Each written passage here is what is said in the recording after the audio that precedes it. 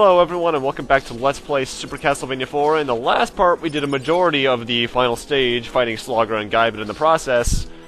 And now it's time for us to fight the final couple bosses. And guess who they are? First off, we just can't have a Castlevania game without fighting this guy, can we? And it's Death. This one's actually not really that hard, considering you can just play your weapon, destroy the little sickles he throws at you. Though he can be hard to read. It's worth mentioning that once he starts this attack, projectiles actually can't reach him. The cross boomerangs will just disappear halfway through the screen. Luckily, if you just hide in this corner, nothing can really touch you of his. Unless you do that. Just because it's an easy death fight does not mean it's not an overall hard fight, don't get me wrong.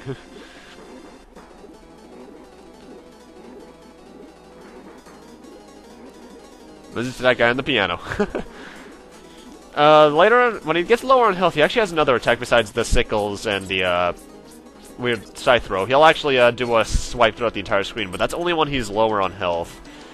He's honestly not that hard considering considering his Castlevania 1 incarnation. Oh, but then again, Castlevania 1, you can at least easily cheese him. This guy actually has some amount of a pattern to him that is kind of hard to read. Though, as usual, cross boomerangs are God mode. They really are just the best sub-weapon in the entire game, honestly. There's the swipe.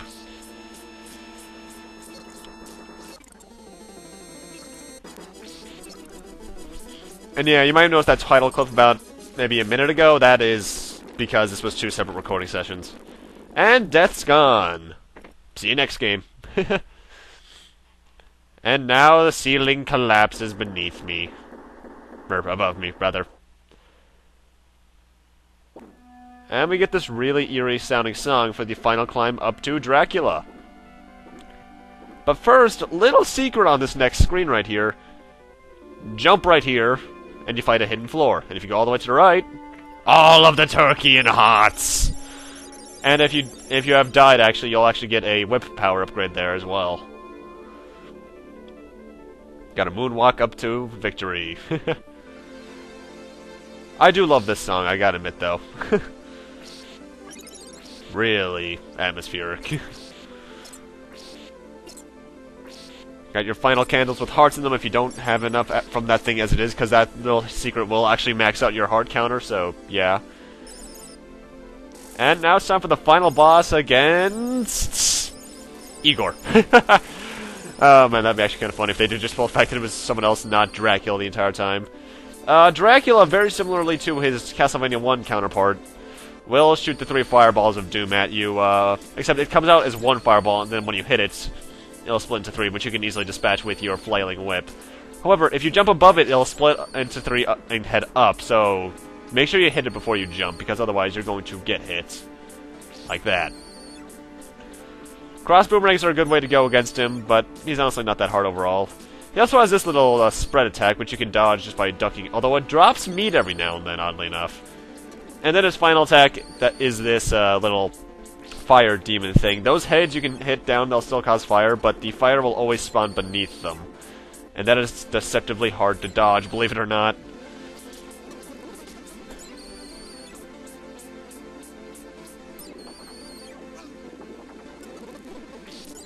This first phase isn't that hard. In his second phase, I'm going to be talking... he's going to actually only have 1 attack, as far as I can remember, and that's to rain lightning down from the heavens. And you'll notice when you get to it, because the music will change to something a bit more awesome. And catchy. Actually, that should be coming up in about a couple seconds. I think.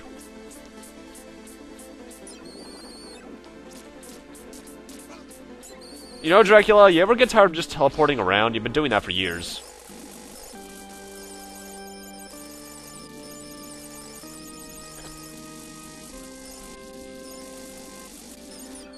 Like I said earlier, second phase only has this lightning attack.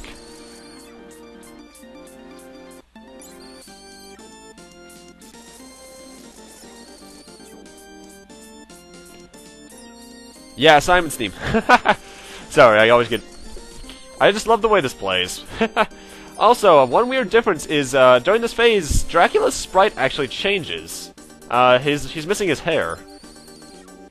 That's kind of weird. He actually kind of reminds me of, Max Shrek from, Nosferatu. But with enough damage, he'll go down like a bitch. And then turn to bats and burn. And this one survives. I'm guessing that's hinting towards Simon's quest, because like I said earlier, this is just a retelling of the original.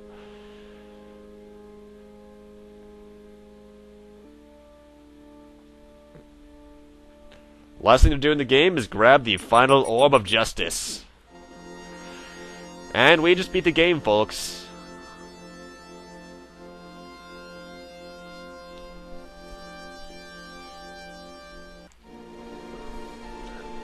And I gotta say, I do love this song. And like all Castlevania games, we end with watching the castle crumble, and with a really short metal skirt and long flowing hair.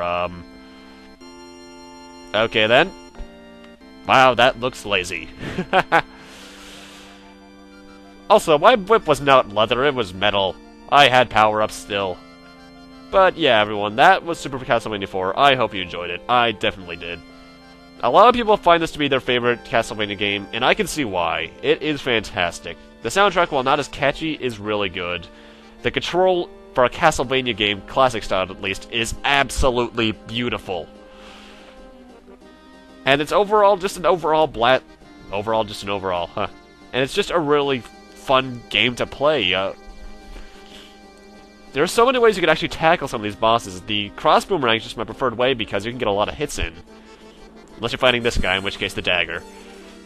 Also, love the credits song. It's short, you're going to hear it at least 3 or 4 times throughout this entire credits. Because this is actually a really long credit sequence, it's 5 minutes more to it. But it's still fantastic.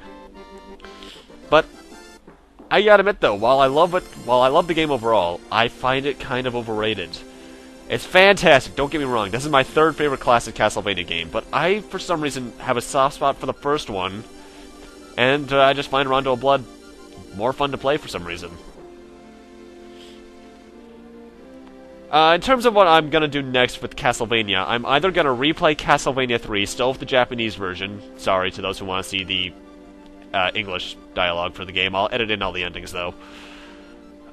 Or I'm going to do the final classic Castlevania game, at least on a console, which is Castlevania, well, final as in not including remakes, because I think Castlevania Chronicles for the PlayStation 1, which is a remake of the original, came out long before, after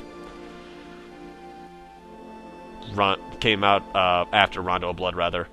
But it will be Rondo of Blood for the TurboGrafx 16, although you'll be able to play it on the Wii as well. If you want to go on, if this Let's Play interests you in trying out the game, obviously the Super Nintendo carts are there, but they're probably really expensive. There's the WiiWare download, which I know for a fact, even with the internet on the Wii mostly gone down like Smash Brothers, that's pretty much just multiplayer stuff. Wii Store is still available. And I think it's on the Wii U by this point? I'm not sure, honestly. But I highly recommend it. Although, I'll admit, my favorite part about the game is the control, easily. While I'm okay with playing the games, the older classic games, and I can completely adapt to that control, with how the jump physics are especially, there's just something about being able to control Simon as beautifully as he is in this game that just feels satisfying. I'm not sure what it is about it, honestly. Oh, and obviously, graphically speaking, the game, especially for 1992, looks fantastic. Because 92 wasn't launched, but it was within the first 3 years of the lifespan, so... actually, in terms of overall playability, I think this is probably the one that's probably why people play this a lot, besides controls, because this is actually probably the easiest classic Castlevania game. Because due to the control and the way it's all set up, the difficulty curve is really kind. It starts out really easy. I know people that can't beat the first level of Castlevania 1 that can beat the first 6 levels of this. So that says something about it. I mean, don't get me wrong, there's still difficulty to be had, especially in the early levels, but compared to earlier games, especially 3, it's rather easy in comparison. But this is also just a good show of what the Super Nintendo can do as opposed to the Nintendo Entertainment System, because holy, this one was probably... I remember for a fact my brother said that this one was really big back in the day, because it's pretty obvious by this point, by this point? Okay then. By this point, that I was not around for a lot of the games that I play, honestly.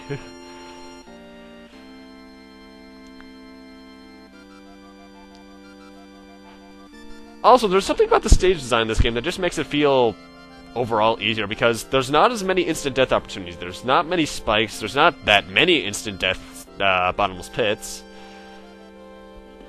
And certain bosses aside, all the bosses are rather easy. The only ones that give me some amount of trouble are Death, Slagra, obviously, and probably what's his face? I forget what the guy's. What was he called?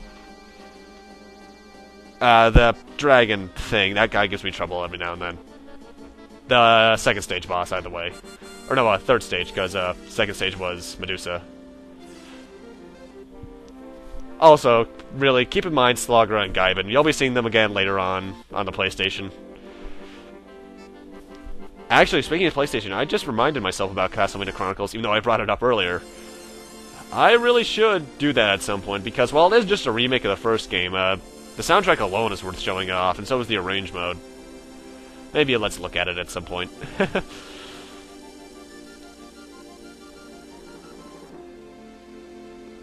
But yeah, I've already said what's next in Castlevania. In terms of what's next up in terms of overall Let's Plays, I know I say this a lot, but I'm honestly not sure, because a lot of the games I play impromptu. The only one that I'm planning with is the original Final Fantasy, and even then, that's way in development. I have all sorts of notes taken for it, but I'm only, in terms of recording, a good 6 out of like 14 parts in. But yeah, that was overall Super Castlevania 4. I might do, maybe it's time I get to a Mario game. I'm not sure. But with that, I'm gonna need to end this Let's Play off here. Thank you guys for watching. Rate, comment, subscribe, all that kind of stuff.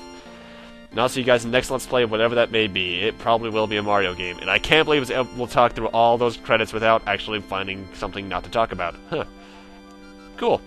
But yeah, see you guys then.